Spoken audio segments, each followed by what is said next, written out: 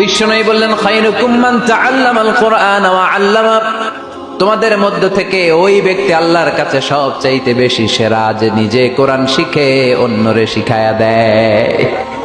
আপনি কোরআন শিখলে আপনি সেরা, আবার আপনি যদি শিখায়া দেন তবেও আপনি সেরা।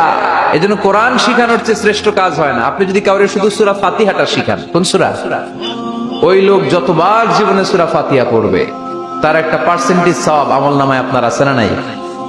আবার ওই লোক যদি কাউরে এই সূরা ফাতিহাটা শিখায়, আবার যারে শিখালে এ যদি আবার আরেকজনরে শিখায়, এভাবে যতজনকে শিখাবে প্রত্যেকের সওয়াব থেকে একটা পার্সেন্টেজ সওয়াব আপনার আমলনামায় দিয়ে দিবে কে?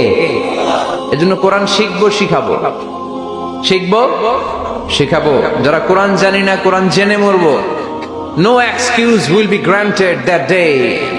সেদিন কোনো অজুহাত আল্লাহ গ্রহণ করবে না। সব পারো, কোরআন পারো না কেন?